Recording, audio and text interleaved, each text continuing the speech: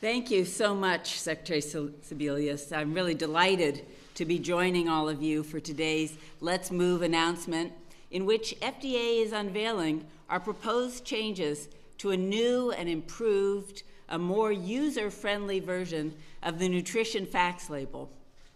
But before I walk through our proposed changes, I also want to join Secretary Sebelius and take a moment to thank First Lady Michelle Obama for her continued commitment to encouraging Americans to live healthier lifestyles, and to recognize, of course, the 4-year anniversary of the Let's Move initiative. For 20 years, we've relied on the now iconic nutrition facts label to help us make informed food choices when deciding what to eat. When it was first introduced back in 1994, this landmark label provided the American consumer for the first time with the uniform information about the nutritional content of the foods. Since then, we've gained a better understanding of the relationship between what we eat and many serious chronic diseases affecting millions of Americans. For example, we know that eating more calories than needed to maintain our body weight, coupled with a lack of physical activity, is a primary risk factor for obesity in the general population. FDA experts relied on data from a variety of sources, including the Institute of Medicine, to design this new label. Let me highlight some of the proposed changes. First, sugar. We know that as a nation, we eat too much added sugar. While some of those sugars occur naturally in foods, much of it is added. The new label would provide more information about sugars in food by now indicating when a food has added sugar. And why does this really matter? Because added sugars contribute to a substantial portion of American calories, but don't really provide much else in the way of nutrients. This has major implications for maintaining a healthy body weight. We believe that requiring added sugars to be listed separately on the Nutrition Facts panel will better allow consumers to identify and compare products with added sugar and enable them to make better choices. We also hope this change will motivate the food industry to reformulate its products. As many of you may know, this occurred back in 2006 when FDA required food producers to add information about trans fats in the label. When Americans have better options, they can make healthier choices, and we all win. So now let's talk about how much we eat. In many cases, people are now eating amounts that are very different from the serving sizes that the FDA first put in place back in 1994. And I should note that our official definition for serving size is a reference amount. It reflects how much we actually eat when serving ourselves. And for this reference amount to be useful to the consumer, it has to be close to what the average person would typically eat. So contrary to what many may think, serving sizes on food packages are not recommended portions. We also know that package size affects what people eat, and that people are likely to eat or drink all of the contents of certain packaged foods, all in one sitting. For packaged foods and beverages that are typically consumed in one sitting, we propose labeling all of them as a single serving size and declaring calorie and nutrient information for the entire package. For example, a can of ready-to-eat soup is usually consumed as a single serving.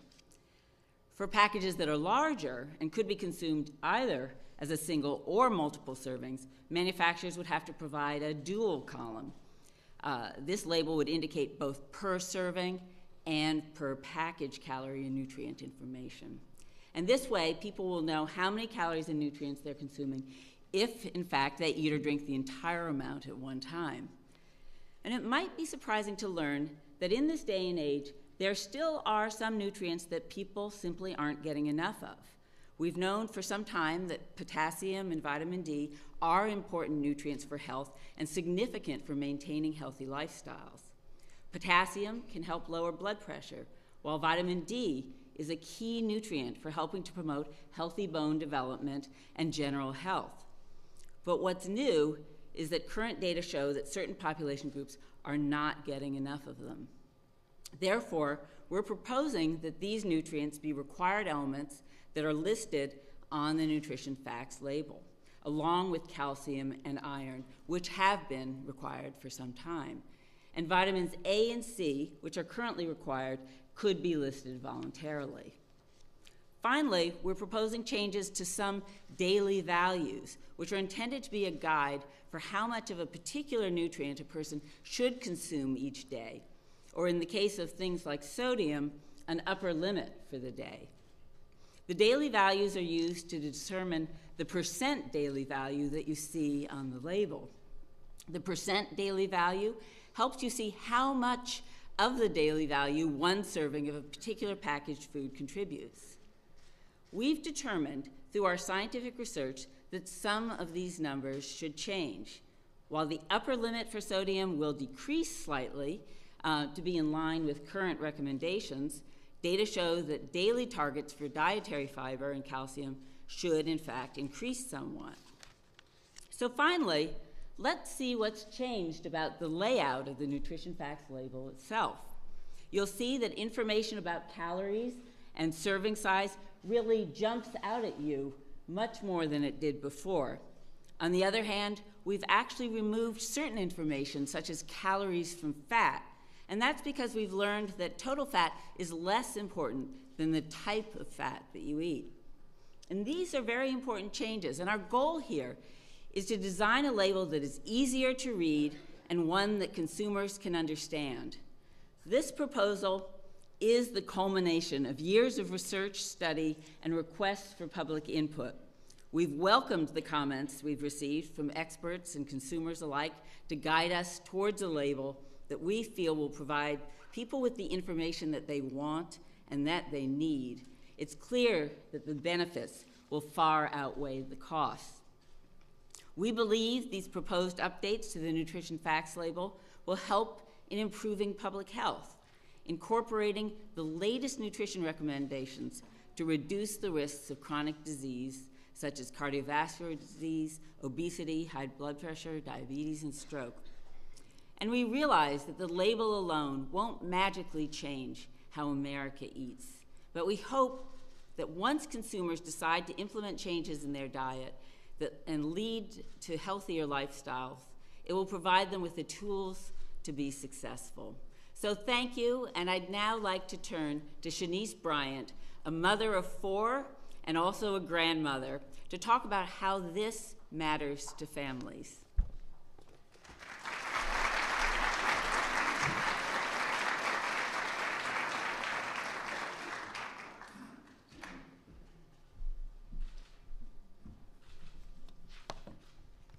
Good morning. My name is Shanice Bryant Melton, and I'm a wife, a Head Start mom, and a grandmother. Keeping my family healthy is important to me. I want my children and my grandchild to have the best shot at success in the future. But with the limited time and a limited budget, cooking healthy food isn't always easy. That's why I'm so grateful for the No Kid Hungry campaign and their Cooking Matters program. They took me around the grocery store and taught me how to read food labels, how to buy more fruits and vegetables, and about eating whole grains. The best part of learning that I can feed my family a healthy home-cooked meal on just $10, I was shocked. Because of Cooking Matters, my kids are eating and actually liking brown rice and whole wheat bread. We are grilling and baking food instead of frying it. And we now know that half our plate should be filled with fruits and vegetables. And when we made a simple change, my kids actually lost weight. My son lost 11 pounds. Another great payoff to living healthier is being here today. I'm incredibly honored to introduce the First Lady of the United States. Mrs. Michelle Obama. Her passion and dedication has made a huge difference for my family and for so many families across the country. Thank you. Thank you so much. Thank you. Wow. Good morning, everyone. It's great to have you all here. Let me start by thanking Shanice for that very kind introduction and for her wonderful remarks. Let me just say, Shanice, when we heard in the back that you were a grandmother, everybody was like, oh, really? She's a grandmother? We thought you were a teenager. Really? See what eating healthy does? But it's great to have you here. Thank you so much for working so hard to keep your family in shape and healthy. We're very proud of you, very proud of you. I also want to thank Secretary Sebelius and Commissioner Hamburg for their outstanding leadership, as well as your entire teams. It takes a whole lot of people to get all of this done, and we are grateful for you all, your leadership, and for their efforts. Thank you so much for being here today. Yay. And we are also joined by one of my dear friends and a fabulous advocate, Rachel Ray. Rachel, where? Rachel, there you are. Rachel Ray, who has done so much work for Let's Move. Yes. Thank you, Rachel. We're going to do something fun shortly, all right? You ready? Ready. All right. I'll wear my flat shoes for you. And of course, I want to thank all of you, the parents, the advocates, the industry leaders who worked so hard to make this day possible. Congratulations. This is a good day. It's a great announcement. And back when we first launched Let's Move 4 years ago, all of us here today were driven by a simple belief that parents deserve to have the information they need to make healthy choices for their kids. And this isn't a particularly radical idea. In fact, it seems pretty obvious. But the truth is that too often it's nearly impossible to get the most basic facts about the food we buy for our families. For example, how many of you have at some point in your life made a statement that you were going to eat better? Maybe you wanted to lose a little weight. Maybe you wanted to improve your family's nutrition. Maybe there were health issues in your family that required you to watch what you ate. Whatever the reason, you resolved to read those labels and only buy foods that you believed would be good for you and your kids. So you marched into the supermarket. You picked up a can or a box of something. You squinted at that little tiny label, and you were totally and utterly lost. So there you stood alone in some aisle in a store, the clock ticking away at the precious little time remaining to complete your weekly grocery shopping, and all you could do was scratch your head, confused and bewildered, and wonder, is this too much sugar in this product? Is 50% of the daily allowance of riboflavin a good thing or a bad thing? And how on earth could this teeny little package contain 5 whole servings? This stream of questions and worries running through your head when all you really wanted to know was, should I be eating this or not? Is this good for my kids or not? And if it is healthy, how much of it should I be eating? But unless you had a thesaurus, a calculator, a microscope, or a degree in nutrition, you were out of luck. So you felt defeated, and you just gave up and went back to buying the same stuff you always buy. And that's a familiar scenario for far too many families and parents trying to do the right thing for their kids, and it's simply not acceptable. As consumers and as parents, we have a right to understand what's in the food we're feeding our families, because that's really the only way that we can make informed choices, by having clear, accurate information. And ultimately, that's what today's announcement is all about. As you've heard today, for the first time since the nutrition label was developed 2 decades ago, we're overhauling these labels to make them easier to read and understand. And this is a major undertaking involving folks from across the country, from the FDA to the food industry to advocates throughout communities in this country. Because a lot has changed in the past 20 years. And just consider all the new information we've learned about nutrition and healthy eating during that time period. Not to mention this label appears on roughly 700,000 products. But in the end, our guiding principle here is simple, that you as a parent and a consumer should be able to walk into a grocery store, pick an item off the shelf, and tell whether it's good for your family. To achieve this goal in the coming months, the FDA will be soliciting comments from the public on the two possible options that you see behind me. And I know there will be many opinions on what this label should look like. But I think that we all can agree that families deserve more and better information about the food they eat. And it's important to note that no matter what the final version looks like, the new label will allow you to immediately spot the calorie count because it will be in large font and not buried in the fine print. You'll also learn more about where the sugar in the food comes from, like whether the sugar in your yogurt was added during processing or whether it comes from ingredients like fruits. This is what you will get from the label of the future. This will be the new norm in providing consumers with information about the food we buy and eat. So this is a huge deal, which is why everybody is here.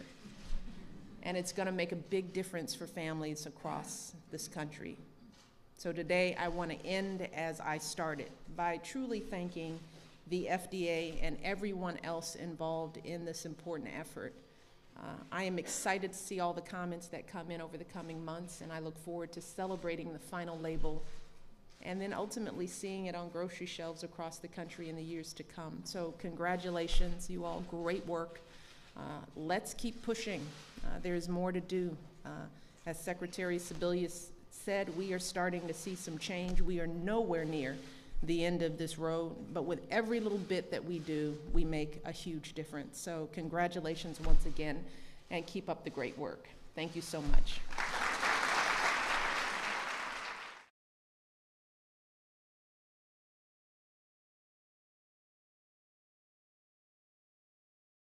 I also want to join Secretary Sebelius and take a moment to thank First Lady Michelle Obama for her continued commitment to encouraging Americans to live healthier lifestyles, and to recognize, of course, the 4-year anniversary of the Let's Move initiative.